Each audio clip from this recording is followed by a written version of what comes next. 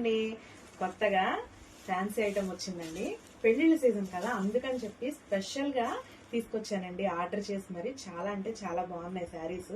Look చూసారా? శారీ అంతా జెరీ తోటి మంచిగా ఫ్లవర్ డిజైన్ వచ్చిందండి. పైన కింద అంచు వచ్చింది చూసారా?